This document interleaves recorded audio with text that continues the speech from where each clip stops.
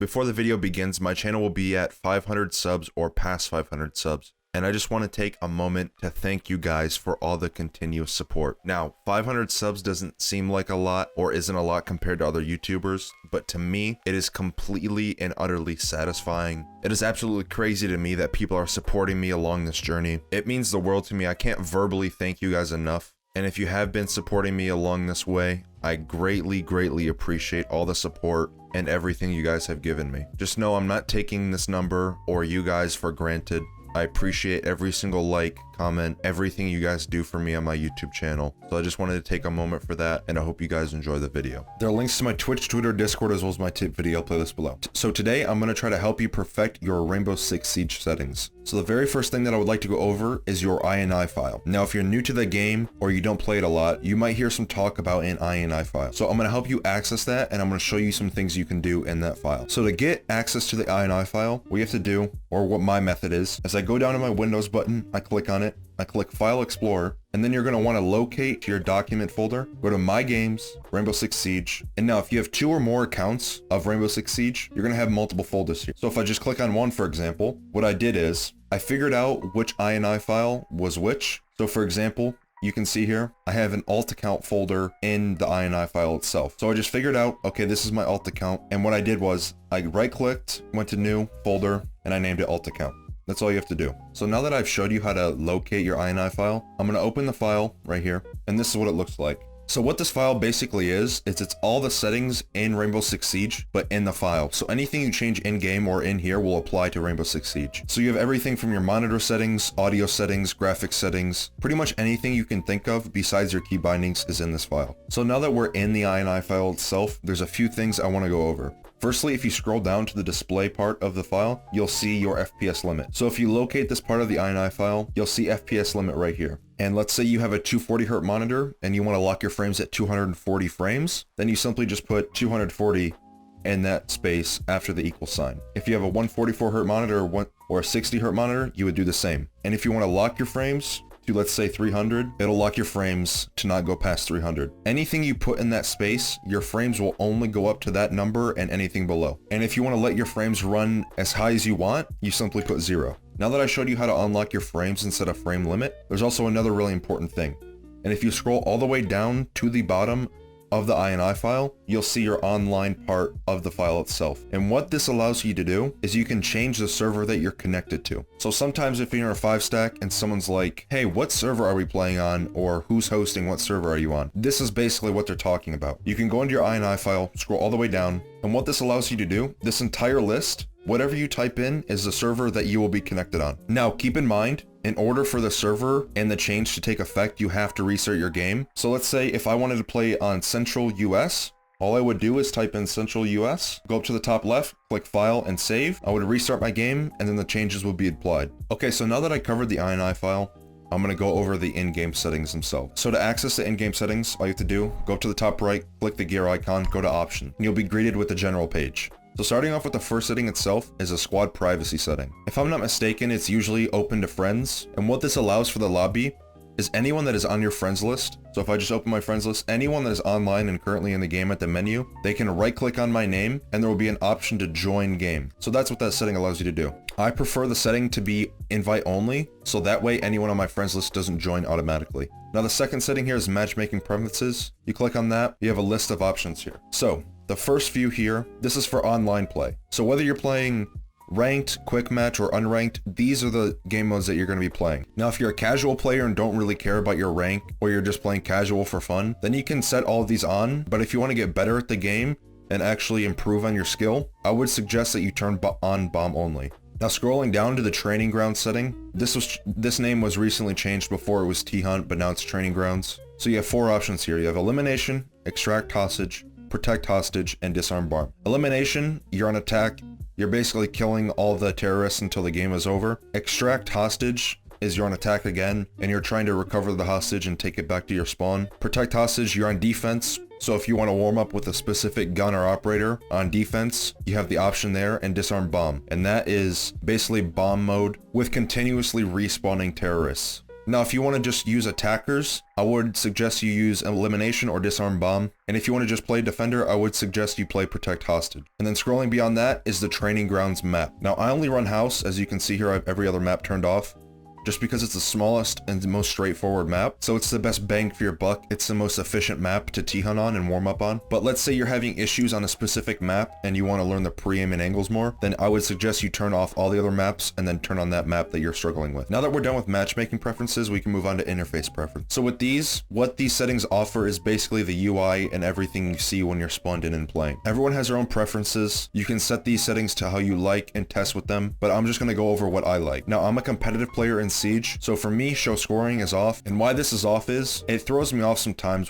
whether I go from ranked to scrims or going from scrims to ranked and seeing the points on and off every time I play. Now, the next thing I have turned off is teammate name. I just really don't see the point of having it on. It's just more clutter on your screen. Scrolling down here, the next setting we have off is show versus notifications. Again, I play competitively, and in the competitive settings, it doesn't show how many enemies are left once someone is killed, so that's why I have that off. And then next, I have hit confirmation, and this is basically the little X that you see whenever you smack a piece of barbed wire or shoot a Legion mine or shoot a default camera. That's basically what the hit confirmation is, and that's all I have off. It's just 4 settings. This is what I like. Again, you can test what you like, turn things off and on, see how it feels, see how it looks, and just play with them. All right, moving on to ping. What this is it basically shows a little red or yellow symbol on the top right to show that you're losing connection. I just have it on in case I'm lagging or something. I see the notification. It's nothing game changing, but I just prefer to have it on. Display game info. What this is, it basically shows your FPS, ping, and version number of your game in the bottom left. I don't like it because, as you can see in the top left, I already have an FPS counter, so I prefer to have this off, but if you want to have it on, that's up. Now, moving on to camera groups. What this setting is let's say you're on a default set of cameras, you're on camera 4, and then you want to switch to the next camera group, let's say an Evil Eye or a Velt Cam. When you switch from the default camera to the Velt Cam and then switch back to the default cameras, it will put you at the first cam in that list. So for example, if you want to watch a specific default camera and then you switch to a different set of cameras themselves, once you go back to the default camera, you'll be the first cam on that list. So in my opinion, I would prefer to have this off, so that way I'm not cycling back to the camera that I was meant to be on when I switch the group, but this is all personal preference. You can set it to whatever you like, play with it off and on, and see how you like. Moving down the list, we have drone after prep. So this setting was recently added with Operation Voided, and what this allows you to do is there's 3 different modes. You have automatic, which will automatically take you off any drone that you're on in prep phase. You have the next setting, which is semi-automatic, which is if your drone isn't shot during the prep phase, then you will stay on it automatically. And then the last one here is manual, which means whatever drone you're on, whether yours was shot or not, you will manually stay on the drone until you press your observation key. So for me personally, I have it on manual because I play a lot of support and I need to watch a lot of drones for anyone trying to rotate up staircases. So that is why I have it on manual. And then lastly, in the general settings is PC chat. I don't like seeing people type in chat. I don't like people being toxic in chat. So I just have this off because I don't like dealing with people's stupidity in game chat, and that's why I have this off. If you'd like to talk to people, say what's up or say goodnight to people, then have it on. It's really personal preference, but personally, I don't like it. Now, moving on to audio setting. Obviously, your spoken language can be whatever you want.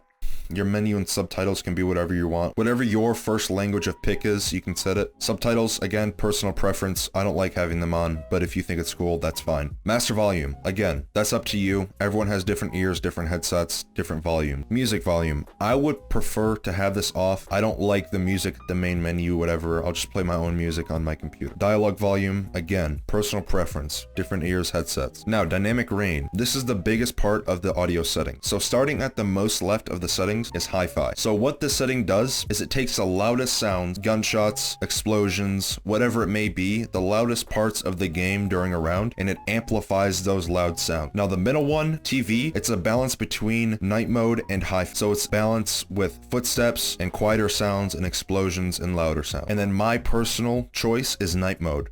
This amplifies the quietest sounds in the game. So whether that be a drone being tossed, someone getting on cams, someone walking, someone alt walking, it amplifies the quietest sounds in the game. So you can test all 3, see what you like, and make a choice. Moving on to voice chat volume, again, personal preference. I'm not going to go into depth on that. Mute on unfocused. What that basically means is if you're alt tabbed from the game, like this, if I'm at my desktop and the game isn't being focused, then there will be no sound being projected from the game. That's what that setting is. Voice chat record mode. So what this setting is you can have it to push to talk, open, or disabled. I shouldn't have to go too into depth with this, but push to talk, basically you set your mic key, you press it, you talk, and then once you are done pressing it, your mic will turn off. Voice chat record level. So this is the recording level of your voice and your microphone. I just set it at 100 so I make sure people can hear me. And then voice chat record threshold. This is basically the breaking threshold of when Rainbow Six and your mic are communicating, so it picks up your voice. Now, moving on to the display settings, there's not much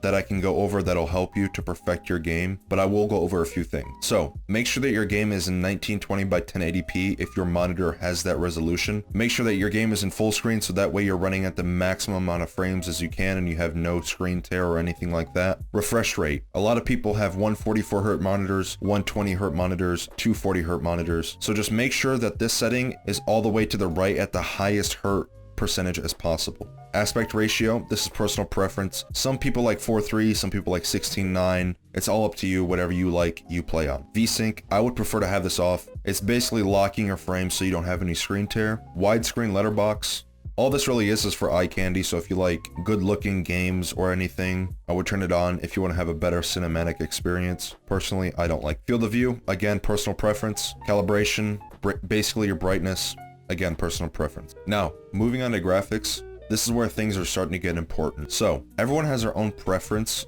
of quality of graphics. Personally, I want the most amount of frames I can get and the most amount of clarity I can get. So, I have texture quality on low. I don't want to have good looking skins or good looking operator skins or whatever. I want to have the most amount of frames as I can have. Again, I have texture filtering on linear, the lowest I can go. Now, LOD quality. This is one of the most important settings in graphics settings. So basically what this setting is the distance of something or an object rendering. So if I'm 15 or 20 meters away from an object or a player, if I have this setting on ultra, the object or player will render in much fuller, but let's say I have it on low, less of the player and object will render in. If your computer has the resources and can handle it being on ultra or high, that is perfect, but if you can't, try to put it at the highest setting you can without it tanking your frame. Moving on to shading quality, this is basically static shadows of the map. So if there's a light on the map and there's an object in front of the light, it's basically the quality of the shadow. I personally have it on low just so I can get more frames. Now speaking of shadows, we have shadow quality. Now this is another big setting that you should have turned up a little bit. Shadow quality is the shadow of a player that is standing in front of a light. So if you have this on low, you will have little to no shadow being rendered in by the player model. But if you have it on medium, high, or very high, more and more of the shadow will render in and give you a crisper shadow of the player model. So this is another really important setting. Make sure you have it up to somewhere where you can still benefit from good frame rate, but also have it turned up so you can see player shadow. Reflection quality, again, not that big of a deal to me. I don't want the game to look good. I want better frames. This is basically just the reflections of like black ice or glacier skin or anything like that. Ambient occlusion, again, personal preference. For me, it just makes the game blurry. I don't like the game to be blurry, so I have it off. Lens effect, I have it off. Again, personal preference, so I get more frames. But if you do have one of the Pro League charms, I would suggest if you want it to look better or amazing, turn on bloom, so that way it'll take the full effect of the charm and what it's supposed to look like. But I don't really care about that stuff, so I have it off. Zoom in depth of field. This is when you're ADSing and your optic is a little bit blurred on the outside to give it more of a realistic look and feeling. Anti-aliasing, again, it makes my game look blurry. I don't like that, so I have it off. All these are personal preferences, but I really only had two things to go over. So now that everything is out of the way, we can finally end on controls. So starting out with raw input. What this does is it eliminates the mouse acceleration of Windows. And if you don't know what mouse acceleration is, it's a setting in Windows that makes your mouse cursor move faster the faster you move your mouse. So it can create a lot of inconsistency with your mouse movements and sensitivity. So if you like mouse acceleration on in Windows, what I suggest you do is turn on raw input so it eliminates the mouse acceleration from Windows, so that way you're not creating inconsistency in your aim. Mouse look inversion, I don't know why anyone in the world would want to have this on, so I'm just going to completely skip the step. Mouse sensitivity, horizontal and vertical. Now, again, this is personal preference. You like what you like, I like what I like. Just because you see my sensitivity here doesn't mean you should copy it. Same thing applies with ADS sensitivity. You like what you like, test things out. I made a video on how to get amazing aim and a whole bunch of other aim videos. It'll be linked in my tip video playlist below. Go check that out if you're having a hard time with aiming or finding a perfect sensitivity. Mouse scroll. So Some people like to use their buttons to change their weapons, and some people like to use a mouse scroll. Now let's say you have your primary or secondary gadget or anything in the game on your middle mouse click. I would suggest that you turn this off. For me, as an example, I have my primary gadget bound to my middle mouse click, so I have it off. So that way when I click middle mouse, I don't accidentally scroll. Now, you may like switching your guns with the middle mouse. I don't see how. You could accidentally miss a scroll step and switch back to the primary weapon or secondary. I prefer to use my keys on my keyboard, but it's all personal preference. Gadget deployment. Now, if you want to become better and more fluid with Rainbow Six Siege and movement, I suggest you put this on advanced. What this allows you to do, you take out your gadget, and then to place it down, you have to hold your mouse 1. And let's just say it was on standard. As soon as you press and let go of your mouse gadget button, whatever you're taking out, whether it be barbed wire or an ADS or an evil eye, as soon as you press it and let go, it'll place it in that spot that you're in if it can be placed. So to have better gadget placement, I would suggest you put this on advanced. Scrolling down, we have drone deployment. Now again, I would suggest that you put this on advanced, and here's why. When you throw your drone and it's on standard, once the drone lands, your operator will automatically take out their phone or tablet or whatever it is and get on the drone. Now if it was on advanced, what this allows you to do, you can throw a drone and then get on it whenever you please. It doesn't automatically put you into the drone. Now I had a lot of issues when I was first playing this game. I would throw a drone, it would automatically put me in the drone itself when the setting was on standard, and I would die a lot because someone heard a drone drop and then they would peek and I would be on my drone. I couldn't do anything about them. So you should probably put it on advanced. Aim, again, personal preference. Some people like hold, some people like toggle. Lean, again, some people like toggle, some people like hold. And pretty much the same thing for sprint, crouch, prone, walk. It's all personal preference. You like what you like, I like what I like. Now, I'm not going to go into customized controls because again, it's personal preference. Just because you see me or a different YouTuber or streamer set something to their liking doesn't mean you should do the same and copy them. That's not how you get better at the game. So that's going to be it for the tip video. I hope you guys enjoyed. I hope I gave you some new insights to settings and different ways you can change settings. Again, my Twitch, Twitter, Discord, as well as my tip video playlist is below. I hope you guys enjoyed the video. I stream on Twitch every single day, and I'll see you guys in the next video.